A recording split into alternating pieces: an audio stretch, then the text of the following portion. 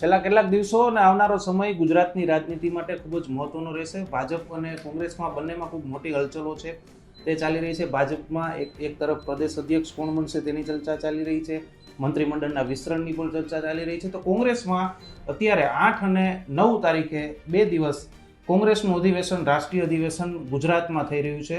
અને આનું કેટલું મહત્વ છે તેને લઈને ચર્ચા કરવા આપણી સાથે જોડાયેલા છે આજકાલ ડેઇલીના chief editor Kanabhai Batwa. Sir, સ્વાગત છે આપનું ગુજરાત તકમાં. સર, કોંગ્રેસનું મહાઅધિવેશન છે તો ગુજરાતમાં થઈ રહ્યું છે. ગુજરાતમાં આ અધિવેશનનું કેટલું મહત્વનું છે ને કોંગ્રેસ માટે આ અધિવેશન સર કેટલું મહત્વનું છે આવનારા વર્ષો માટે? બે માટે મહત્વનું છે. ગુજરાતમાં કોંગ્રેસ માટે અને કોંગ્રેસ ઓવરઓલ આખા દેશ માટે બે માટે મહત્વનું છે. એટલા માટે કે 2024ની લોકસભાની ચૂંટણી પછી કોંગ્રેસે દેખાવ કર્યો રાજ્યોમાં, એ બહુ નબળો દેખાવ છે. એવું હતું કે 2024 પછી કોંગ્રેસ કંઈક વધુ મજબૂત થશે, દેશમાં અહીં સારું કામ કરી શકશે, સીટો વધશે, રાજ્યોમાં એનો દબદબો વધશે, એવું કંઈ થયું નહીં, ઓલમોસ્ટ દબાઈ ગઈ. અને એને કારણે ગુજરાતનું જે આ અધિવેશન છે એ મહત્વપૂર્ણ બની જાય છે કોંગ્રેસ માટે, દેશના પેલામાં. ગુજરાત કોંગ્રેસ માટે એટલા માટે મહત્વનું છે કે ગુજરાત કોંગ્રેસ 30 વર્ષથી સત્તા પર છે. બિલકુલ. સત્તાનો વનવાસ ભોગવી રહી છે અને એ ગુજરાતમાં એની પરિસ્થિતિ જો સુધરે તો આખા દેશમાં એક ઉદાહરણ આપી શકાય કે અમે ગુજરાતમાં અમારી પરિસ્થિતિ સુધારી છે, અમે પક્ષને મજબૂત કર્યો છે, અમે આટલું વધાર્યું છે. ગુજરાતમાં ગ્રેજ્યુઅલી સીટો હટતી જાય છે. આ વખતે તો જ્યારે આપણે ધારાસભાની ચૂંટણી આવી તો 156 બેઠક ભાજપ લઈ જાય તો કોંગ્રેસને જે બેઠકો મળી માંડ મળી છે. આવી સ્થિતિ જ્યારે થઈ હોય ત્યારે કોંગ્રેસે જ્યાં સૌથી વધુ પડ્યા છે ત્યાંથી ઊભા થવું જોઈએ. એટલે એ અહીંથી ઊભા થવાનો પ્રયત્ન કરી રહ્યા છે. એટલે ગુજરાત કોંગ્રેસ માટે અને કોંગ્રેસના રાષ્ટ્રીય પક્ષ માટે, આ બે માટે આ ગુજરાતની 2 દિવસની જે ચિંતન શિબિર છે, મહાઅધિવેશન છે, એ બહુ મહત્વપૂર્ણ છે.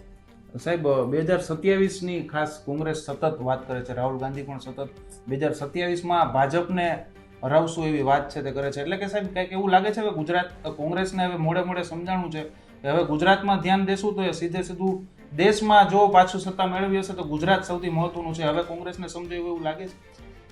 જે રસ્તે ભાજપ ગયું એ જ રસ્તે જવાનું કોંગ્રેસ વિચારે કે દેશમાં સત્તા મેળવવી તો એનો પહેલો પહોંચ એ ગુજરાતનું હોઈ શકે. તમારી વાત રોહનભાઈ એકદમ સાચી છે. ગુજરાતમાં સરળ નથી, બીજા ઘણા બધા રાજ્યોમાં સરળતા છે, ગુજરાતમાં સરળ નથી. પણ ગુજરાતમાં જો તમે એક વખત મજબૂત થઈ જાઓ તો એ કોન્ફિડન્સ એટલો બધો બિલ્ડ થાય કે એમાં પછી બીજા બધા રાજ્યોમાં એની મેળે જ કાર્યકર્તાઓ કામ કરવા માંડે. આ અધિવેશનની જ્યારે તૈયારી થતી હતી અને રાહુલ ગાંધી આવ્યા ત્યારે 2-3 બહુ મહત્ત્વના નિવેદનો એમણે કર્યા. એક તો એણે એવું કીધું કે અહીંયા કોંગ્રેસ છે રેસના ઘોડાને લગ્નના ઘોડાને રેસમાં મોકલી દઈએ છીએ.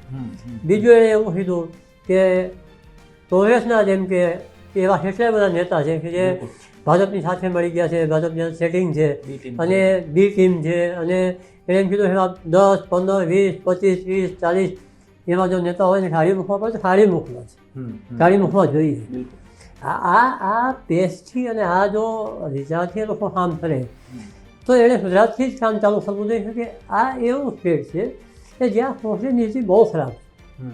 અહીંયા પડી ગઈ છે કોંગ્રેસ, હવે એને ક્યાંય પડવા જેવું છે નહીં. આપણે જે કહેવત છે કે ભોય સૂતો હોય એને પડવાની બીક ન લાગે, જમીન પર સૂતેલા માણસને પડવાની બીક ન હોય. અહીંયા કોંગ્રેસ કેટલી નીચે જાય, હવે કેટલી બેઠક ઓછી જાય. હવે તમે કોર્પોરેશનનો વાત કરો તો દરેક કોર્પોરેશનમાં કોંગ્રેસની એટલી બધી કંગાળ હાલત છે. અમારા રાજકોટમાં તો આપણે અહીંયા 4 બેઠક, 4 એટલે શું કહેવાય એમ. એટલે આ પરિસ્થિતિમાં જો કોંગ્રેસને ઊભી કરવાની હોય તો અહીંથી શરૂઆત કરવી જોઈએ અને એના માટે ગુજરાત બહુ ઉપયોગ જગ્યા છે. સાહેબ, ભાજપ માટે કોઈ ચિંતાનો વિષય ખરો આ કોંગ્રેસનું અધિવેશન જે ગુજરાતમાં મળી રહ્યું છે? શત્રુને કોઈ નાનો ન સમજ એવું ભાજપ તો હંમેશા માને, બીજા માનતા હોય ન માનતા હોય. એટલે ભાજપ કોંગ્રેસ ગમે એટલી નબળી હોય તો પણ એને નબળી માની અને પોતે હાથ પર હાથ ધરીને ક્યારેય બેસશે નહીં. ભાજપ માટે ચિંતાનો વિષય જરાય નથી, પણ ભાજપ આને હવેથી લે નહીં. એ હું ભાજપને જાણું છું એટલે કહું. કારણ કે ભાજપ એક નાનકડો પથ્થર બધો રસ્તામાં હોય તો એ નાનકડા પથ્થરને પણ હટાવે ખરું, એ એનો મૂળ મંત્ર છે. એટલે ભાજપ માટે ચિંતા જરાય નથી. કારણ કે જે સ્થિતિમાં ભાજપ છે એ સ્થિતિમાંથી ભાજપ નબળી પડતા એ સમય લાગી જાય.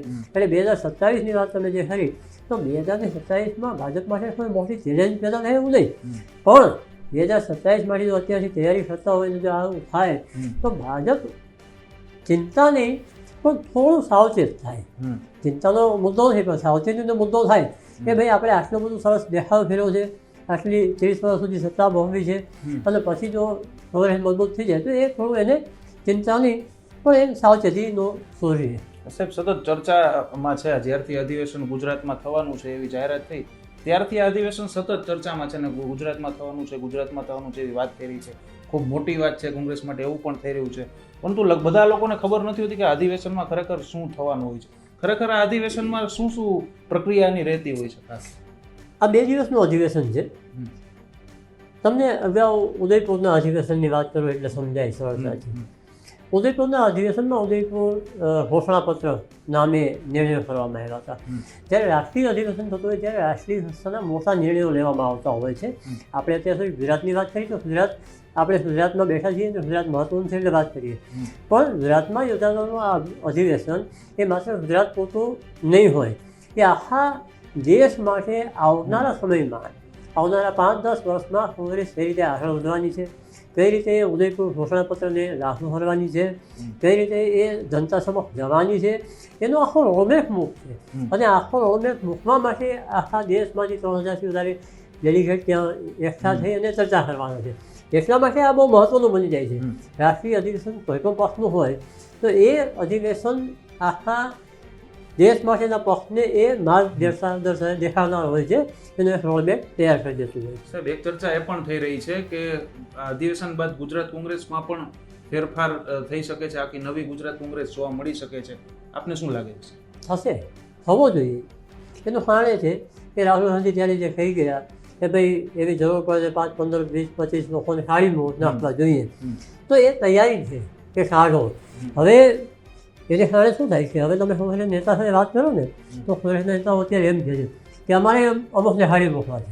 એ જે કોન્ફિડન્સ આવ્યો છે ને ધીમે એ નેતાઓમાં એક કોન્ફિડન્સ તમે જુઓ, રાહુલ ગાંધી ગયા પછી કોંગ્રેસના નેતાઓમાં એક કોન્ફિડન્સ દેખાય છે, કાર્યકરોમાં દેખાય છે. કાર્યકરો બોલે છે કે હવે આપણું ચાલશે. આ જે મુદ્દો છે ને, આ અધિવેશનનો ફાયદો એ હોય કે રાજ્યના કાર્યકરો તો એકદમ ચાર્જ થઈ જાય.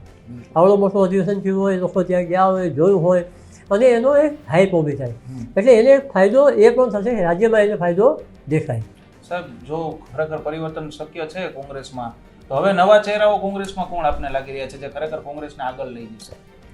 એવું કેવું બહુ મુશ્કેલ છે. કોંગ્રેસ એવો પક્ષ છે કે જે પક્ષમાં એવા મોટા નવા ચહેરાઓ અને જૂના પણ સારા ચહેરાઓ એવા નથી જેના પર આપણે એમ થાય કે આ માણસને આપો તો આ ગુજરાતમાં જીતાડી દે. એવો ચહેરો અત્યારે કોઈ એવો મોટા ચહેરા નથી. આ યુવાનો ઘણા બધા છે. ઉદયપુર ઘોષણાપત્રમાં એવું લખી દીધું કે 50% પદ 50 વર્ષથી ઓછી ઉંમરના યુવાનોને આપવા.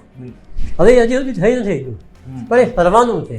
તો એમાં જે નવો ફાળ આવશે ને તો ભાઈ એક ફાળ બહુ સારો હોઈ શકે, જે ભલે 27ની ચૂંટણી નહીં જીતાડી દે પણ 27ની ચૂંટણીમાં એવું કામ થઈ શકશે જેથી આગળ જીત માટે એક આખી પરિસ્થિતિ ઊભી થાય.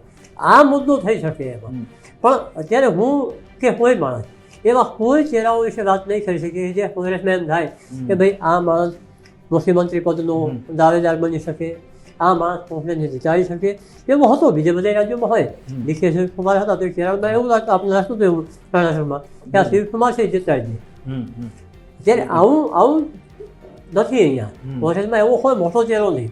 જે ચહેરાઓ છે જો 2 પ્રકારના માણસો કોંગ્રેસમાં રહ્યા છે.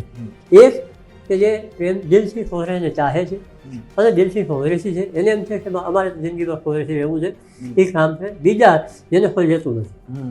આ 2 જ પ્રકારના માણસો કોંગ્રેસમાં છે, બીજા કોઈ પ્રકારના નથી. જે નિષ્ઠાથી રહે છે એ બધા બહુ મજબૂત જ છે એવું નથી, પણ એનો કોંગ્રેસ પ્રત્યેનો એનો જે વિશ્વાસ છે એ મોટો છે અને એમાંથી ઘણા બધા આગળ આવશે. ખરેખર તો કોંગ્રેસે યુવાનોની આખી ફોજ ઊભી કરવાની જરૂર છે જે લડી શકે અને જે ભવિષ્યમાં આવતા 15-20 વર્ષ પછી જે નેતા હોય એવા યુવાનોએ લઈ આવવાની જરૂર છે. અને મને લાગે છે આ વખતે ગ્રાસરૂટથી કામ કરવાનું જે આખું પેલું માળખું ઊભું કરવાની તૈયારી છે, મને એમ લાગે છે કે એના પર વધારે ધ્યાન દેવામાં આવશે કે તમે એનું ખરેખર કોંગ્રેસનું જે તળિયું છે ને એ તળિયું રહ્યું જ નથી. જે સામાન્ય કાર્યકરોનું તળિયું હોય જેને કારણે પક્ષ ઊભો હોય તળિયું તો તૂટી ગયું છે, બિલકુલ. નેતાઓ જ રહ્યા છે. હમ. તો જે નીચે તમને બૂથ લેવલે માણસો સાંસદના ન મળે, વોર્ડમાં તમારી પાસે ઓછા માણસો હોય, તમે ચૂંટણી રેલીમાં જાઓ તમારી પાસે પાછળ ચાલનાર 200 જણા ન હોય, એ સ્થિતિ જ્યારે હોય ને ત્યારે તમારે તળિયું મજબૂત કરવું પડે. એટલે ગ્રાસરૂટ લેવલે જમીનના સ્તરે એ કામ મને લાગે છે કે આ વખતે થશે. સાહેબ, શક્તિસિંહ ગોહિલ જ્યારથી પ્રદેશ પ્રમુખ બન્યા ત્યારથી લઈને અત્યાર સુધીને તેમની કામગીરીને આપ કઈ રીતે જોઈ રહ્યા છો? શક્તિભાઈની કામગીરી હું આ વખતના એના જો ટેન્યુઅરને જોઉં તો એ સારી છે. સામાન્ય રીતે કોંગ્રેસમાં જે પ્રમુખ બને છે એની કામગીરી એટલી મજબૂત નથી હોતી કે આપણે વખાણીએ અથવા તો એને આપણે કંઈ બહુ જ્યાદા માર્ક્સ આપી શકીએ. અને તમે જો છેલ્લા 5-7 વખતના પ્રમુખો તો એટલા બધા નબળા અને એવા વિવાદાસ્પદ આવી ગયા છે કે જેમાં આપણને એવું લાગે છે લાગ્યું કે પછી એ લોકોના એના પછીના જે કૃત્યો છે એ જોયા પછી એમ લાગે કે યાર આ માણસને પ્રમુખ કઈ રીતે બનાવ્યા કે શું થયું. શક્તિભાઈ લડાયક છે અને આ વખતે કદાચ એમને પણ એ ખબર છે કે એમના માટે પણ આ છેલ્લી તક છે. એમના માટે આના પછી કોઈ મોટી તક ન હોઈ શકે. વેક્યુમ છે એટલે કદાચ હોય, પણ જો વેક્યુમ ન હોય તો ન હોઈ શકે. એટલે આ વખતે આ ટેન્યુઅરમાં ખરેખર આક્રમક રીતે, અસરકારક રીતે અને પોતાની વાત લોકો સુધી પહોંચાડવાની ચાહતથી એણે કામ ચાલુ કર્યું છે. એને જે કાર્યક્રમોમાં બહુ ઉત્સાહ છે, એને લીધે કાર્યક્રમો ડાયરેક્ટ વાત કરતા થયા છે, કાર્યક્રમો ઊભા થતા થયા છે. અને એ જે થયું છે ને એમાં પક્ષમાં ધીમે ધીમે તમે જો સંચાર છે અને એ સંચાર મને લાગે છે કે શક્તિભાઈની જે સફળતા જોવામાં આવે, જો એક વાત જણાવવામાં આવે એની સફળતા અત્યાર સુધી શું તો એને પક્ષને જીવતો હતો. સાહેબ, અત્યારે કોંગ્રેસની જે સ્થિતિ છે વિધાનસભામાં જેટલી જે પ્રમાણે ગણીગાંઠી સીટો છે, 2027માં તો રાહુલ ગાંધી અને કોંગ્રેસ ભાજપને હરાવવાની વાત કરે છે. એટલે અત્યારથી તૈયારી પણ ચાલુ કરી દીધી છે. પરંતુ ભલે જીતે નહીં, પરંતુ મજબૂત વિપક્ષ હોવું ને કોંગ્રેસ વધારે એની સ્થિતિ વિપક્ષ તરીકે પણ મજબૂત થાય એ કેટલું જરૂરી છે? લોકશાહીમાં વિપક્ષ મજબૂત હોય એ અનિવાર્ય છે.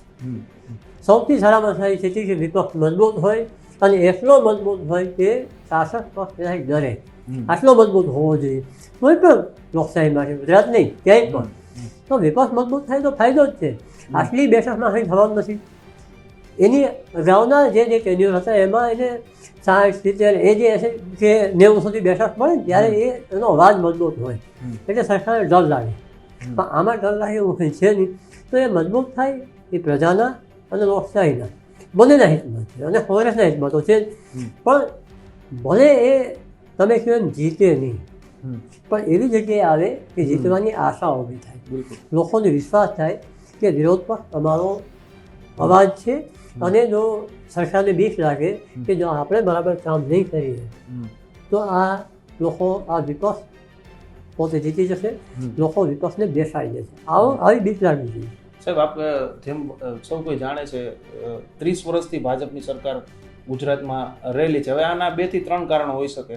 એક તો ખરેખર ભાજપ સારું કામ કરી રહી છે, બીજું એ કે કોંગ્રેસ ક્યાંક વિપક્ષ તરીકે નબળું પડી રહી છે, અને ત્રીજું એ કે જનતા જ કોંગ્રેસને નથી લાવવા માંગતી. આમાંથી આપને સૌથી મહત્વનું કારણ, સૌથી સાચું કારણ કયું લાગે? કારણ ત્રણેય છે, એવું નથી તમારા ત્રણેય કારણ સાચા છે, પણ સૌથી જો મોટું કારણ હોય તો એ કોંગ્રેસ નબળી છે. બીજું કારણ એ છે કે ભાજપ મજબૂત છે. અને જે ત્રીજું કારણ કોંગ્રેસ લાવવા માંગતી હતી, જનતા તો હંમેશા લાવવા જ માંગતી હોય છે, પણ સારાને લાવવા માંગતી છે, પોતાનું જે કામ કરનારને લાવવા માંગતી હોય છે. એમ થાય કે અમને ફાયદો થશે એ લઈ આવવા માંગતી હોય, અમારા કામ થશે, અમારી સુખાકારી વધશે એવો માણસ આવવો જોઈએ. એટલે એને પક્ષ બહુ મહત્વ નથી હોતો, જે પક્ષ કામ કરે છે એ પક્ષ આવે. એટલે ભાજપ કામ કરે છે એટલે આવ્યો છે, એવું નથી ભાજપ કામ નથી કરતું. પણ એ કોંગ્રેસે એ સમજવાની જરૂર છે કે એ લોકોના કામ છે તો એ આવશે. આમાં તો જનતા પ્રેમ કરે એ આવે છે. આ કોઈ તમે કોંગ્રેસે ભાજપ નક્કી કરે ત્યારે નથી થવાનું. જે ગુજરાતની 7 કરોડની જનતા છે એ નક્કી કરશે, એ આવશે. સાહેબ, રાહુલ ગાંધીની આપણે ખાસ વાત કરી. હવે તો 50 ઉપર તેમની ઉંમર થઈ ગઈ છે. જ્યારે 2014માં ભાજપની સરકાર આવી ત્યારથી અથવા ત્યારે ચૂંટણી પ્રચાર દરમિયાન રાહુલ ગાંધીને પપ્પુ તરીકે ચિતરવામાં આવ્યા જે ભાજપ છે તેમના દ્વારા, અને એ લોકોમાં પણ એ બહુ ચાલ્યું. રાહુલ ગાંધીને એક પરિપક્વ નેતા તરીકે આપ કઈ રીતે જોવો છો? ખરેખર તેઓ પપ્પુ જ છે કે પછી એ માત્ર ભાજપ દ્વારા ઊભી કરવામાં આવેલી વાત છે? રાહુલ ગાંધી પપ્પુ છે હું 14માં નહોતો માનતો, અને અત્યારે નથી માનતો. કોઈ રાજનેતા પપ્પુ હોય કે બુદ્ધિ વિનાના હોય એવું ન હોય. આ એક ઊભી કરવામાં આવેલી છાપ હતી કે જેને કારણે જનતાએ માને કે આ વિકલ્પ નથી. રાહુલ ગાંધી વિકલ્પ નથી એવું જો જનતા માને તો એ ભાજપને મત આપે, નરેન્દ્રભાઈને મત આપે. એટલે એ આખી છાપ ઊભી કરવામાં આવી છે. એ બુદ્ધિશાળી નેતા છે, સમજદાર છે. એ બે કરતાં મોટી વાત તો એ નિષ્ઠાવાન નેતા છે. કરતા ઝાડ ફરોળ્યો એ 1000 વખત પણ હારે તો એ પાછો નિરાશ થયા વિના કરવા માટે ઊભો થાય. એવા જે માણસ છે કે ભાઈ આટલી હાર પછી, આટલા પરાજય પછી એ પોતાની નિષ્ઠા જાળવી રાખી છે. એને પક્ષને ઊભો કરવાની હતી એટલી જ હોશ છે જેટલી પહેલાં હતી. એટલે હું એને પપ્પુ નથી માનતો. હા, એનું રાજકીય વ્યાપક કદાચ એવું મોટું ન હોઈ શકે, અથવા તો એને સત્તાનો અનુભવ નથી એટલે એને કદાચ ન સમજ પડતી હોય એવું બોલે.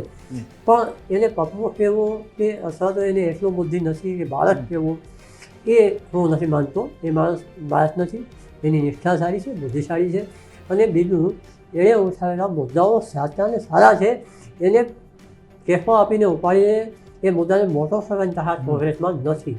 આ સમસ્યા સાહેબ 2027માં તો ગુજરાતમાં તો આપણે હજી ખૂબ કઠિન લાગી રહ્યું છે, પરંતુ 2029ની લોકસભાની ચૂંટણી હજી ઘણી વાર છે. પરંતુ આપણે જે રીતની અત્યારે લોકસભામાં સ્થિતિની વાત કરીએ, ભાજપની એકલાઈ પોતાની સરકાર નથી.